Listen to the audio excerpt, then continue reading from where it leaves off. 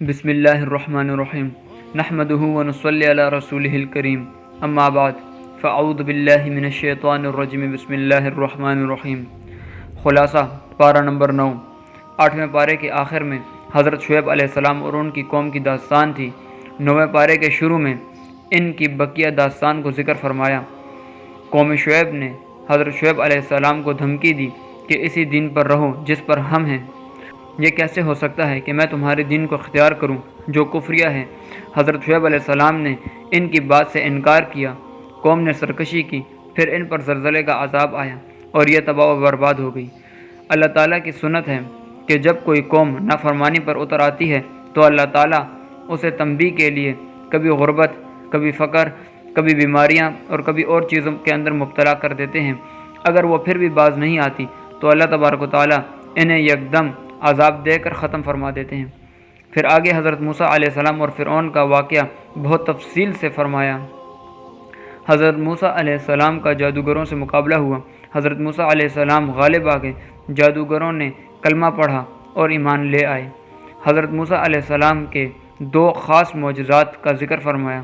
Number 1، وہ اپنے دائیں ہاتھ کو بغل کے نیچے رکھتے اور باہر نکالتے تو سورج کی طرح چمکتا، اور دوسرا یہ کہ ان کے ہاتھ میں لاٹھی مبارک تھی، آپ نے اسے پھینکا تو سانپ بن گئی، پتھر پہ مارا 12 چشمے نکلے، دریا میں مارا تو 12 راستے نکل آئے۔ یہاں آگے 5 عذابوں کا ذکر ہے جو حضرت موسیٰ علیہ السلام کی قوم پر اللہ تعالیٰ نے بھیجے۔ نمبر 1، طوفان کا عذاب۔ حضرت موسیٰ علیہ السلام سے کہا دعا مانگو، دعا مانگی، عذاب ختم ہوا، پھر سرکشی اور نافرمانی شروع کر دی۔ نمبر 2، ٹڈی کا عذاب۔ پھر کہا دعا مانگو، دعا مانگی، عذاب ختم ہوا، نافرمانیاں شروع کر دی۔ نمبر 3، جوؤں کا عذاب۔ پھر کہا دعا مانگو، دعا مانگی، عذاب ختم ہوا، پھر نافرمانی شروع کر دی۔ نمبر 4، مینڈک کا عذاب۔ پھر کہا دعا مانگو، دعا مانگی، عذاب ختم ہوا، نافرمانی کرنے لگے۔ نمبر 5، خون کا عذاب۔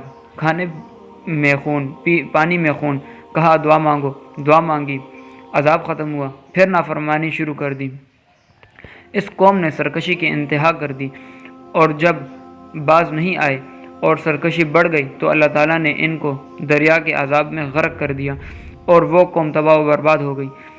باقی اسرائیلی جو حضرت موسیٰ علیہ السلام کے ساتھ تھے، انہوں نے حضرت موسیٰ علیہ السلام سے کہا کوئی دستاویز لے آؤ تاکہ ہم اس کے مطابق زندگی گزاریں۔ تو پھر اللہ تعالیٰ نے حضرت موسیٰ علیہ السلام کو فرمایا کہ کوئی طور پر آؤ، 30 دن کے لیے بلایا، پھر 10 دن اور بڑھا کر 40 دن رکھا اور آپ کو آسمانی کتاب تورات دے کر واپس بھیجا۔ حضرت موسیٰ علیہ السلام تورات لینے گئے اپنے بھائی ہارون کو جانشین بنا کر، اور جب واپس آئے اور دیکھا قوم نے بچھڑے کو معبود بنایا، پھر اللہ تعالیٰ کی طرف سے عذاب اترا اور وہ قوم تباہ و برباد ہو گئی۔ پھر آگے فرمایا حضور صلی اللہ علیہ وآلہ وسلم کی اتباع کرنے والے ہی کامیاب ہوں گے۔ پھر نبی صلی اللہ علیہ وآلہ وسلم کی صفات بیان فرمائی۔ آپ نے کسی انسان سے پڑھنا لکھنا نہیں سیکھا۔ آپ کی صفات کا تذکرہ تو تورات اور انجیل کے اندر بھی موجود ہے۔ رسول اللہ صلی اللہ علیہ وآلہ وسلم کی زبان مبارک سے اقرار کروایا کہ آپ تمام انسانیت کے نبی ہیں، آپ ہر زمانے کے نبی ہیں، ہر قوم کے نبی ہیں، ہر جگہ کے نبی ہیں، آپ کے بعد کوئی نبی نہیں آئے گا۔ حضرت عیسیٰ علیہ السلام نازل ہوں گے، وہ پہلے سے نبی ہیں، کوئی نئے نبی نہیں، پہلے سے اللہ تعالیٰ نے انہیں نبوت عطا فرمائی اور آسمان پر اٹھا لیا، اب دوبارہ نازل فرمائیں گے۔ حضرت موسیٰ علیہ السلام اور ان کی قوم یہود کے کچھ احوال بیان فرمائے۔ ان کے 12 گروپ بنا دیے گئے، 12 ان کے قبیلے تھے، پتھر سے 12 چشمے نکلے، ہر قبیلے کے اعتبار سے ایک ایک چشمہ تھا، وہ 12 قبیلوں میں تقسیم تھے۔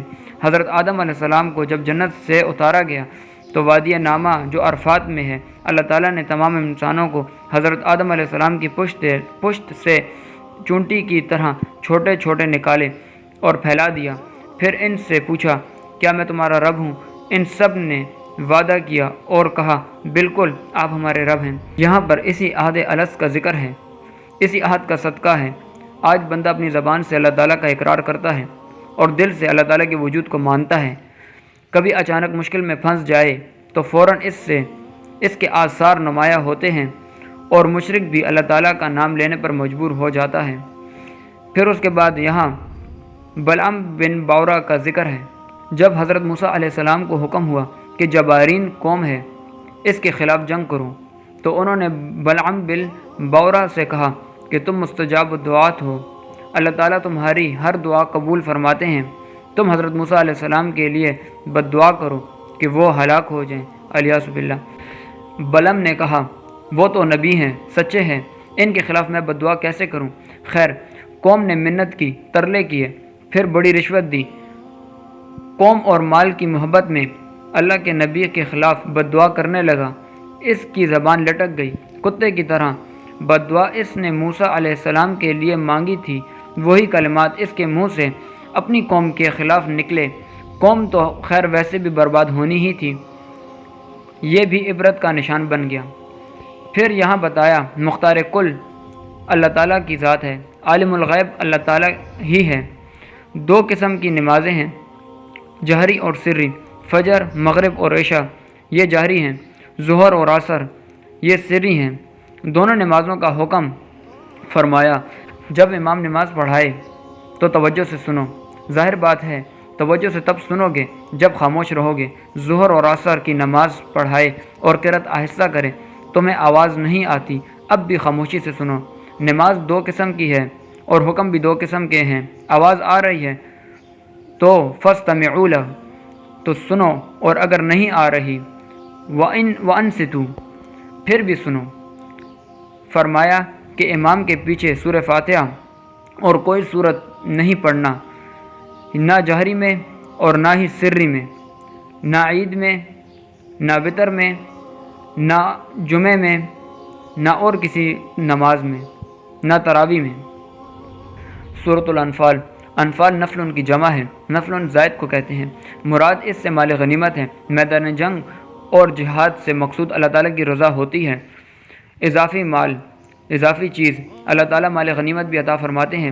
پھر یہاں مال غنیمت کا حکم بیان فرمایا کہ مال غنیمت اللہ اور اس کے رسول کے حوالے کریں، اللہ اور اس کے رسول کا جو حکم ہو اسی پر عمل کریں۔ مزید تفصیل آگے 10ویں پارے کے شروع میں ہے۔ یہاں ایمان والوں کی صفات کا ذکر فرمایا۔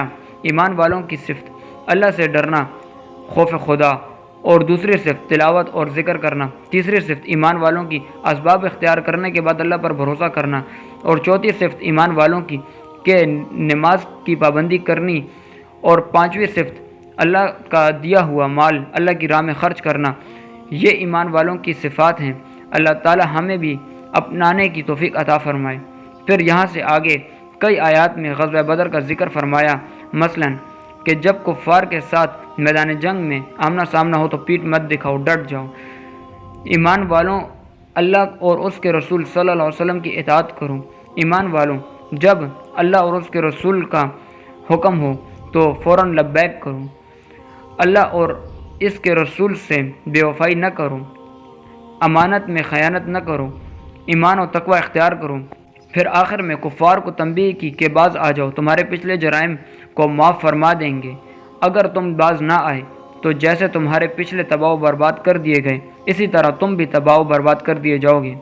وآخر الدعوانا ان الحمد للہ رب العالمین۔